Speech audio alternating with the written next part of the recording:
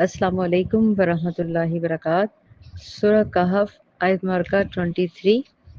اس کی ہم مختصر تفسیر، کیونکہ یہ ہے بھی چھوٹی سی آیت تو مختصر ہی ہے۔ بسم اللہ الرحمن الرحیم۔ وَلَا تَقُولَنَّ لِشَيْءٍ إِنِّي فَاعِلٌ ذَلِكَ غَدًا، اور آپ ہر کسی چیز کے بارے میں یہ مت کہیں یقیناً میں یہ کام کرنے والا ہوں۔ ٹھیک ہے، اب اس کی وضاحت کی طرف جاتے ہیں کہ بیسیکلی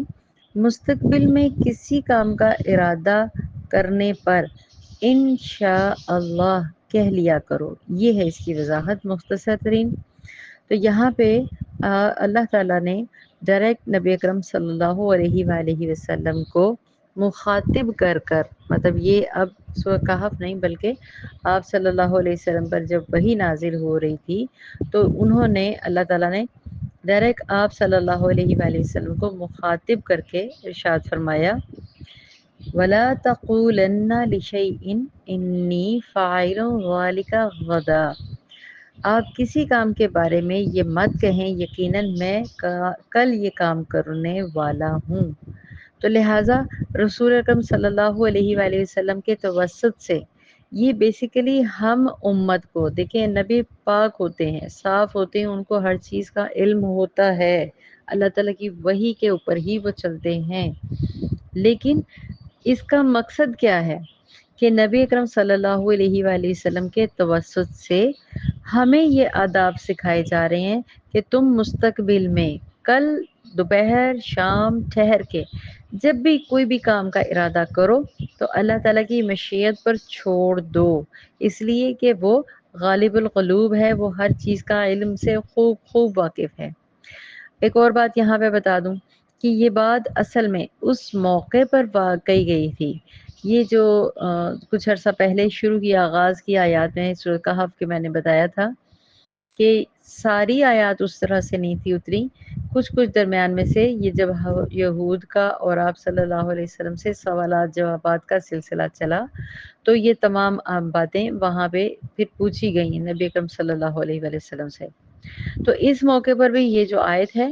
اس موقع پر بھی یہی کہا گیا جب قریش نے رسول اکرم صلی اللہ علیہ وسلم سے اصحاب کہف کے بارے میں، ذوالقرنین کے بارے میں اور روح کے بارے میں سوالات کیے۔ آلموسٹ کہا جاتا ہے کہ وہ تقریباً 14 یا 15 سوالات تھے، لیکن اب یہ وہی کہ کتنے لوگ تھے کتنے نہیں تھے، اتنی تعداد تھی اتنی، اس کے اوپر مت جائیں۔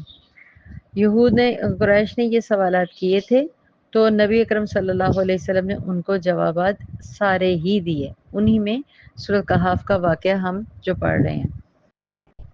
اس کے علاوہ جو بات یہاں پہ اس آیت میں سمجھائی جا رہی ہے کہ جب آپ کوئی بات، کوئی کام، کوئی بھی چیز، ہم تمام مسلم جب بھی کوئی کام ارادہ کچھ بھی کرنے لگیں، ابھی وہ نہیں کیا تو ہمیشہ انشاء اللہ اکٹھا ملا ہوا انشاءاللہ نہیں، الگ الگ ہے، ان الگ ہے، شاء حمزہ، اللہ الگ۔ تو اسی بنا پر ایک خاص سبق کی بنا پر آپ صلی اللہ علیہ وسلم سے مخاطب ہوئے، مگر اس کا خطاب ہم سب پر، جیسے کہ میں نے پہلے بھی کہا ہے، ہم سب کے لیے ہے، بس اللہ تبارک و تعالیٰ نے روک دیا بندہ مومن مستقبل کے جتنے بھی امور کے بارے میں اللہ تعالیٰ کی مشیت کو بیچ میں لائے بغیر کبھی بات نہ کرے، یعنی کہ اپنی طرف سے لمبی ہماری عادت ہے نا، لمبی ہم ہینکنے، کیا کہتے ہیں، ہینکنے ہانکنے لگتے ہیں، یوں کر لوں گا میں، فلاں کر دوں گا میں، یہ کر دوں گا، جبکہ آپ کو اس لمحے سے اگلے لمحے تک کا بھی معلوم نہیں۔ آپ بھی نعوذ باللہ میں وہ نہیں کہنا چاہ رہی کہ یہ جیسے میں پڑھ رہی ہوں یا آپ سن رہے ہیں، کسی کو کیا معلوم کہ وہ یہاں پہ سننے کے تک محدود رہے گا بھی کہ نہیں۔ ہر چیز اللہ تعالیٰ کے کلی اختیار میں ہے، تو لہٰذا اختیارات کو ظاہر کرنے کے لیے ہمیشہ اللہ کے سپرد بات کرنی چاہیے، مطلب مستقبل کے طور پر بندے کی طرف ہر چیز کو نہیں لوٹانا چاہیے بلکہ اللہ کی طرف لوٹائیں بات کو۔ وما تشاء الا ان یشاء اللہ رب العالمین۔ دیکھیں سورۃ تکویر میں بھی اس بات کا دوبارہ سے ذکر آیا کہ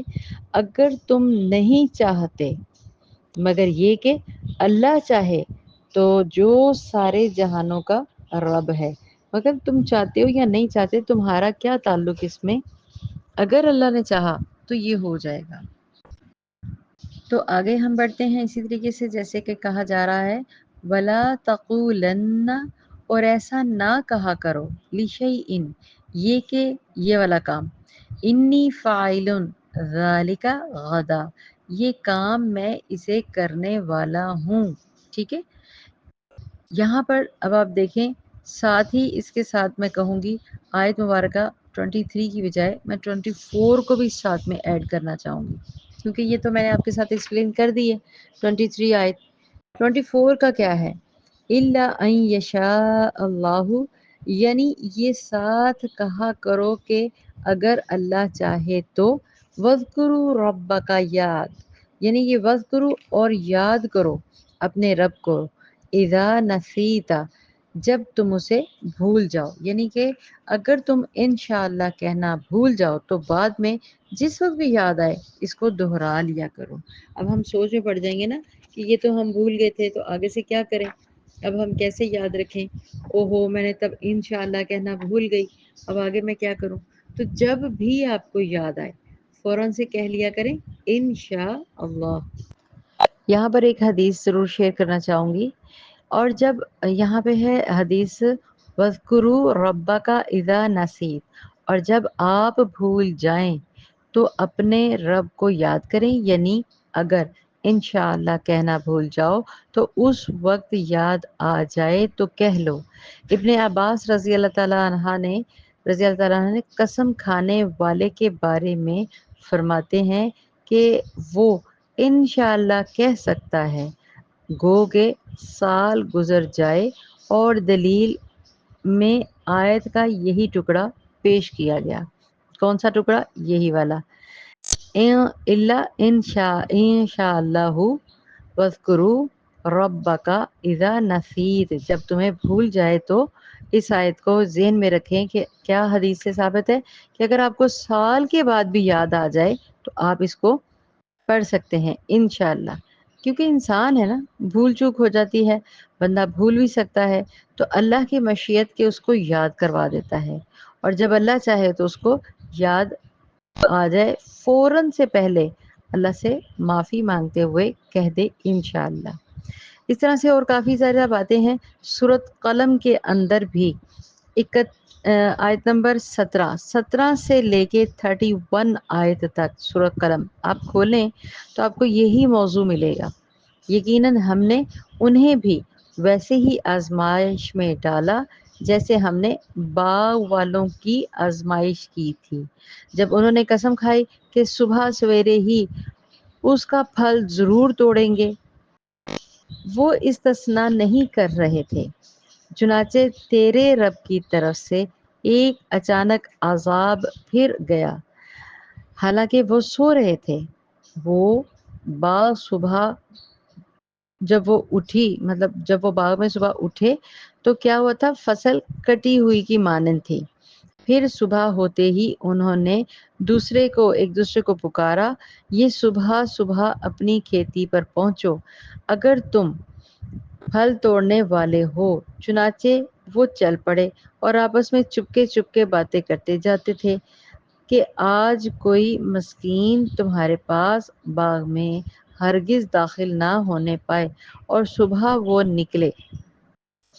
اس خیال سے کہ وہ مسکین کو روکنے پر قادر تھے،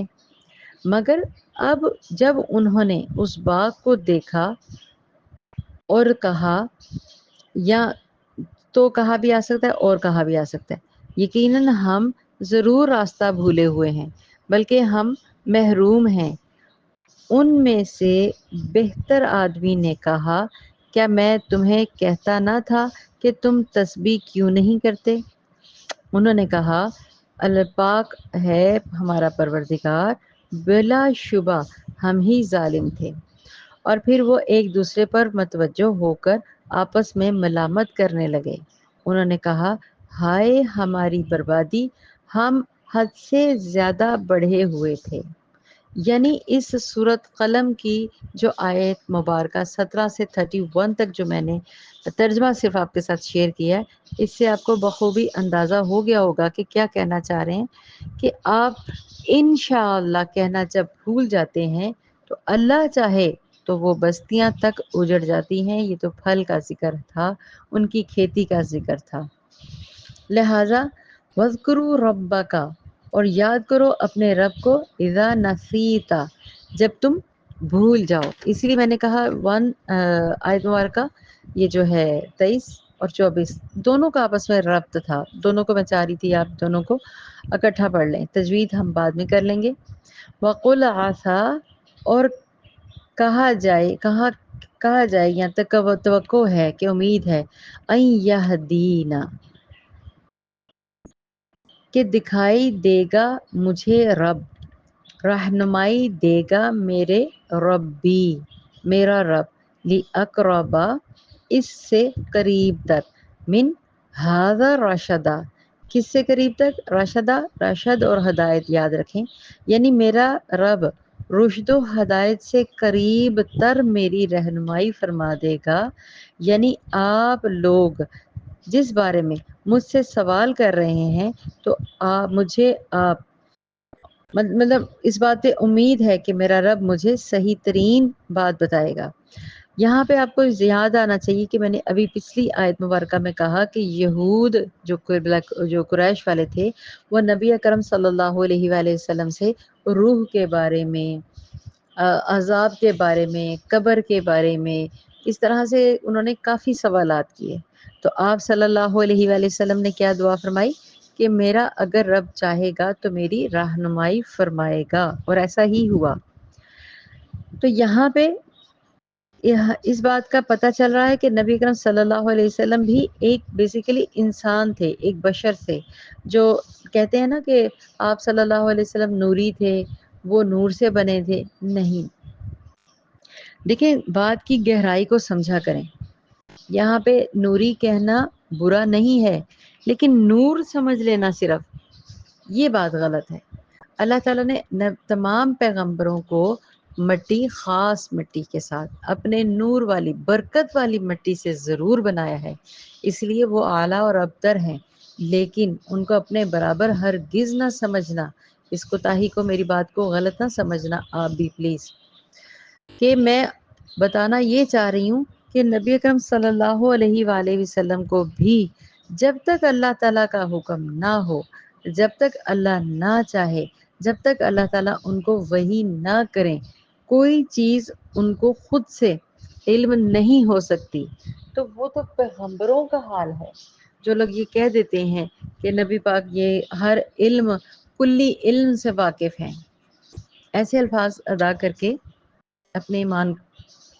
کو ٹٹولا کریں، اپنے ایمان کو توجہ دیا کریں کہ ہم محبت جائز ہے۔ آپ صلی اللہ علیہ وسلم نے حضرت عمر سے کیا فرمایا تھا کہ جب تک تم مجھے اپنی جان سے بھی زیادہ عزیز نہ مانو گے، ایمان مکمل نہیں ہوگا۔ یہ بات اور ہے، لیکن یہ کہنا کہ نبی اکرم صلی اللہ علیہ وسلم کو کلی علم اللہ تعالیٰ نے دیا تھا لیکن لوگوں کو بتانے کے لیے نہیں، ان کے اوپر باتیں دکھائی گئی تھیں، جنت دوزخ کا علم دیا گیا تھا، ہر چیز کا علم بتایا گیا تھا، لیکن بات یاد رکھیں کہ اللہ تعالیٰ جو چاہتا ہے اسی کے مطابق تمام انبیاء کرام کرتے ہیں، چلتے ہیں۔ اللہ تعالیٰ ہم سب کی کمی بیشیوں کو معاف فرمائے۔ میرا موضوع اس وقت یہ نہیں ہے، میرا موضوع یہ ہے کہ بات کو سمجھیں کہ جو انسانی کیفیات ہوتی ہیں وہی ان پر بھی ہوتی تھی، اسی لیے دیکھیں احادیث کی روشنی میں نہانا، غسل، پاکی، چوٹ لگنا، دانت کا ٹوٹنا، یہ چیزیں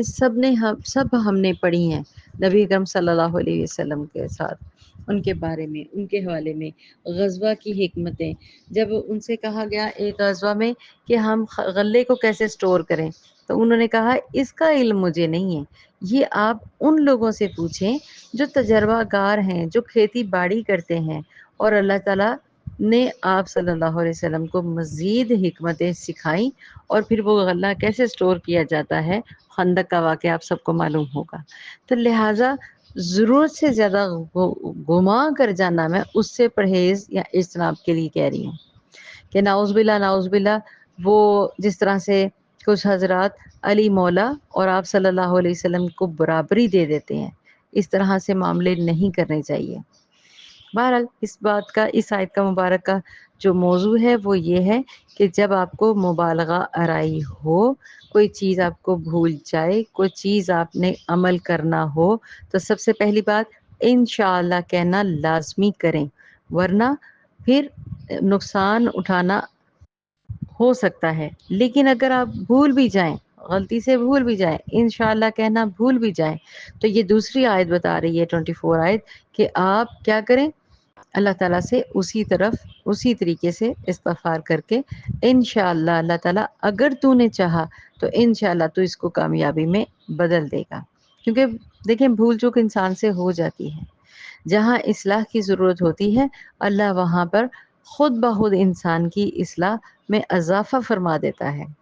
ضرورت سے زیادہ مبالغہ آرائی جائز نہیں ہے، ٹھیک ہے۔ بھول چوک انسان کا شیوا ہے،